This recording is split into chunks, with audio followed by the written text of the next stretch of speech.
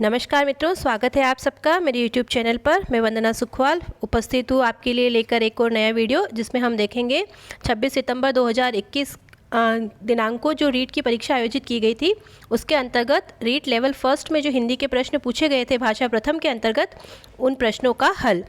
तो माँ सरस्वती के चरणों में नमन करते हुए शुरू करते हैं आज का वीडियो। तो देखिए, पहले है निम्नलिखित गद्यांश के आधार पर प्रश्न संख्या 31 से 34 तक के उत्तर दीजिए। विद्याभ्यासी पुरुष को साथियों का अभाव कभी नहीं रहता। उसकी कोठरी में सदा ऐसे लोगों का वास रहता है जो अमर हैं। वे उसके प्रति सहानुभूति प्रकट करने और उसे समझाने के लिए सदा प्रस्तुत रहते हैं। कवि, दार्शनिक और विद्वान जिन्होंने प्रकृति के रहस्यों का उद्घाटन किया है, और बड़े बड़े महात्मा जिन्होंने आत्मा के गूढ़ रहस्यों की थाह लगा ली है, सदा उसकी बातें सुनने और उसकी शंकाओं का समाधान करने के लिए उद्यत रहते हैं। बिना किसी उद्देश्य के सरसरी तौर पर पुस्तकों के पन्ने उलटते जाना अध्ययन नहीं है। लिखी हुई बातों को विचारपूर्वक पूर्ण रूप से हृदय से ग्रहण करने का नाम अध्ययन है। प्रत्येक स्त्री पुरुष को अपनी शिक्षा का उद्देश्य स्थिर कर लेना चाहिए। तो इस गद्यांश पर आधारित प्रश्न देखेंगे। प्रश्न संख्या 31। पहला प्रश्न है, विद्वान का स्त्रीलिंग है ए महिषी, बी विदुषी, सी ज्ञानी, डी विभूषी। तो यहाँ आंसर ऑप्शन बी विदुषी।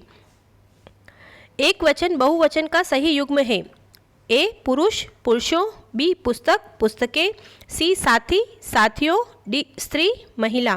तो यहाँ पर हमारा आंसर होगा ऑप्शन बी पुस्तकें, जो एक वचन से बहुवचन का परिवर्तित रूप है। प्रश्न संख्या 33। उद्यत शब्द का सही अर्थ है ए अनुपम, बी व्याकुल, सी तैयार, डी परिश्रमी। तो यहाँ पर होगा आंसर ऑप्शन सी तैयार। प्रश्न संख्या 34। बड़े बड़े महात्मा सदैव लोगों की शंकाओं का समाधान करने के लिए उद्यत रहते हैं। वाक्य में कौन सा काल है ए सामान्य भूत, बी सामान्य भविष्य काल, सी संभाव्य वर्तमान काल, और डी सामान्य वर्तमान काल। तो यहाँ हमारा आंसर होगा ऑप्शन डी सामान्य वर्तमान काल। प्रश्न संख्या 37 देखेंगे। देखिए, 35 से लेकर 39 तक के उत्तर हैं गद्यांश के आधार पर। सुखी, सफल और उत्तम जीवन जीने के लिए किए गए आचरण और प्रयत्नों का नाम ही धर्म है।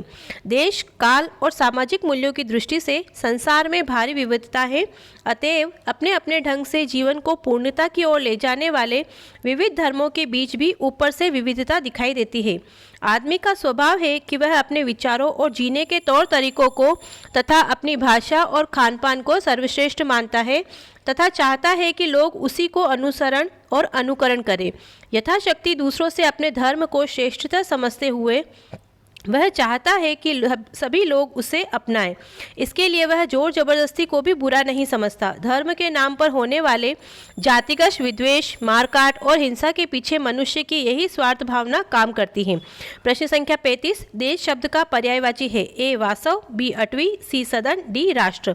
ऑप्शन डी राष्ट्र। प्रश्न संख्या 36। उत्तम का विलोम है ए अगम, बी अधम, सी उच्च, डी अज्ञ। यहाँ आंसर होगा ऑप्शन बी अधम। प्रश्न संख्या 37। अपने हित के लिए किया गया कार्य वाक्यांश के लिए एक शब्द है परोपकार, दूरदर्शी, स्वार्थ, अक्षम्य। तो यहाँ पर होगा ऑप्शन सी स्वार्थ। परोपकार तो होता है दूसरों के लिए किया गया उपकार। दूरदर्शी जो दूर की आने वाली वस्तुओं को, आने वाले भविष्य में जो होने वाला है उसको भाप लेता है, उसको महसूस कर लेता है। और अक्षम्य जिसे क्षमा ना किया जा सके। प्रश्न संख्या 38। विद्वेष शब्द में उपसर्ग है वी, बी वी, सी विद, डी व। तो यहाँ पर हमारा आंसर होगा ऑप्शन ए वी।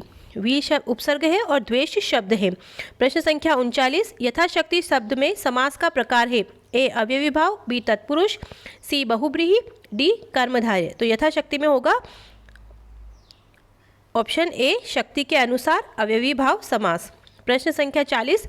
मुहावरों के प्रयोग से बने वाक्य का सही विकल्प चुनिए ए सुरेश की तो अक्ल मर गई, बी बंद कमरे में उसका दम फूलने लगा, सी दोनों भाई खेत के स्वामित्व के लिए लाल पीले हो रहे थे, डी चोरी करते पकड़े जाने पर उसकी नाक झुक गई। तो यहाँ पर हमारा आंसर होगा ऑप्शन सी दोनों भाई खेत के स्वामित्व के लिए लाल पीले हो रहे थे। तो देखिए, यहाँ पर अक्ल मर गई, दम फूलने लगा और नाक झुक गई। तो यहाँ जो होगा, सुरेश की तो अक्ल मारी गई, बंद कमरे में उसका दम फूलने लगा, नहीं दम घुटने लगा, और चोरी करते पकड़े जाने पर उसकी नाक कट गई। प्रश्न संख्या 41, हिंदी भाषा में वाक्य के, देखिए यहाँ पर जो मनुष्य दिया गया है, यहाँ पर मनुष्य न होकर होगा मुख्य। तो वाक्य के मुख्य अंग कितने होते हैं? 2 होते हैं, एक तो उद्देश्य और दूसरा विधेय। उद्देश्य कर्ता और विधेय क्रिया। प्रश्न संख्या 42, खुद श्रीमान बैंगन खाए औरों को परहेज बताए, लोकोक्ति का सही अर्थ है? ए, कहने से जिद्दी व्यक्ति काम नहीं करता। बी, बैंगन खाने के नुकसान बताना। सी, उपाय वही अच्छा जो कारगर हो। डी, केवल दूसरों को सलाह देना लेकिन उसे व्यवहार में न लाना। तो यहाँ हमारा आंसर होगा ऑप्शन डी, केवल दूसरों को सलाह देना परंतु स्वयं उसे व्यवहार में न लाना। परोपकार में किस संधि का प्रयोग हुआ है? वृद्धि, गुण, यण, अयादि। तो पर धन उपकार यहाँ पर हो जाएगी गुण संधि। प्रश्न संख्या 44, मुझे विश्वास है कि उन्हें किसी अन्य बंदी से नहीं मिलने दिया जाता था। उक्त वाक्य है? ए, सरल वाक्य, बी, मिश्र वाक्य, सी, संयुक्त वाक्य, डी, साधारण वाक्य। तो ऑप्शन बी, मिश्र वाक्य।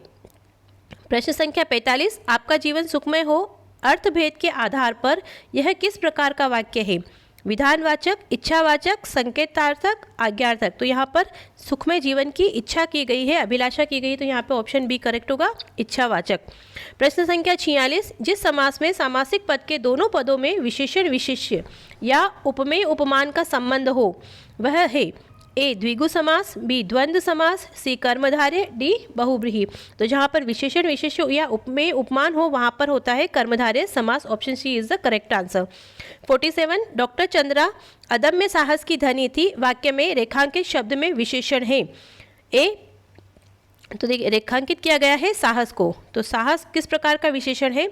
परिमाणवाचक, बी, व्यक्तिवाचक, सी, संकेतवाचक, डी, गुणवाचक। तो देखिए यहाँ पर यो दिया गया था बोनस। प्रश्न संख्या 48, निम्नलिखित में से उदाहरण के लिए प्रयुक्त किया जाने वाला चिन्ह है? ए, बी, सी, डी। तो इसमें से कौन सा चिन्ह है जो उदाहरण के लिए, अर्थात किसी की बात को हम यथावत लिखते हैं या बोलते हैं तो उसके लिए उदाहरण चिन्ह ऑप्शन बी होगा करेक्ट आंसर। प्रश्न संख्या 49, उस शिक्षा शास्त्री का नाम बताइए जिन्होंने कहा था स्कूल एक बाग है, अध्यापक एक माली और बच्चे पौधे के समान हैं? ए, बॉशबर्न, बी, ड्रैकोली, सी, फ्रॉबेल, डी, मॉन्टेसरी। तो ऑप्शन सी, फ्रॉबेल। राष्ट्रपिता महात्मा गांधी द्वारा प्रवर्तित बेसिक शिक्षा का प्रमुख सिद्धांत है? व्यक्तिगत भिन्नता पर बल देना, बी, कक्षा में स्थान पर प्रयोगशाला में शिक्षा देना, सी, मातृभाषा के माध्यम से शिक्षा प्रदान करना, डी, खेल के माध्यम से शिक्षा प्रदान करना। तो यहाँ पर ऑप्शन सी, मातृभाषा के माध्यम से शिक्षा प्रदान करना। 51, प्रश्न संख्या, निम्नलिखित में से कौन सी बोलने की योग्यता है? ए, शुद्धवर्तनी, बी, सुलेख, सी, श्रुतलेख, डी, आशु भाषण। तो यहाँ पर हमारा आंसर हो जाएगा बोलने की योग्यता आशु भाषण।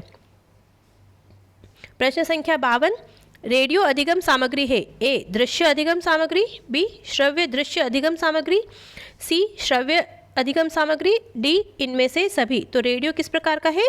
तो ऑप्शन सी हमारा करेक्ट आंसर हो जाएगा, सी, श्रव्य अधिगम सामग्री।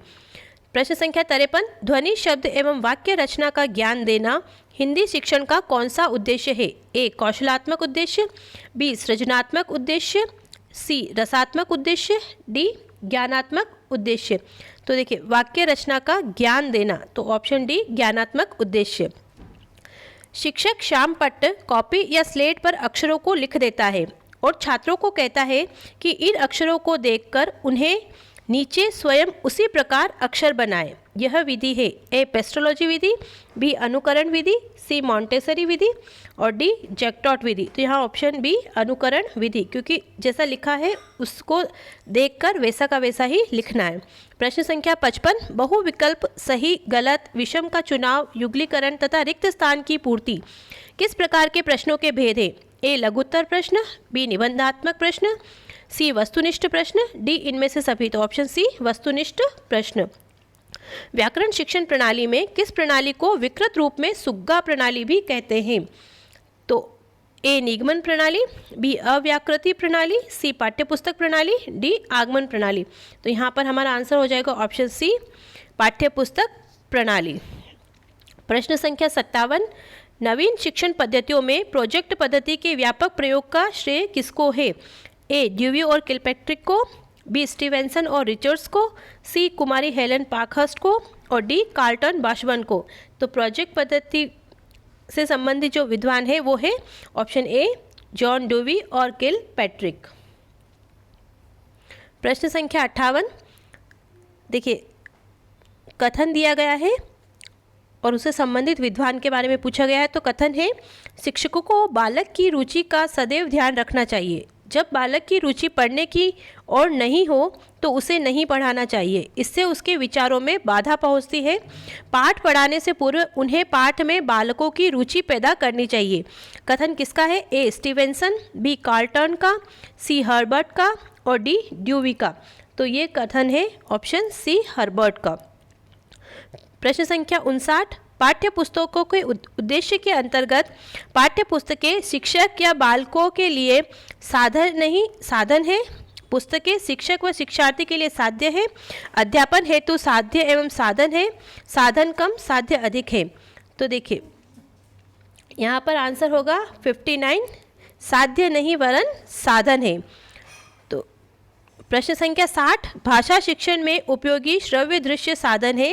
ए रेडियो, बी अभिनय, सी शामपत्र, डी पोस्टर। तो यहाँ पर दृश्य और श्रव्य दोनों के बारे में पूछा है, तो ऑप्शन बी हमारा करेक्ट आंसर हो जाएगा। तो ये था मित्रों रीट 2021 के अंतर्गत रीट लेवल जो फर्स्ट में भाषा प्रथम की हिंदी के प्रश्न पत्र। आशा करती हूँ आपको पसंद आएगा वीडियो। तो अगर पसंद आया तो लाइक कीजिए, शेयर कीजिए और मेरे चैनल को सब्सक्राइब कीजिए। वीडियो को पूरा देखने के लिए बहुत बहुत धन्यवाद। जय भारत, जय हिंद।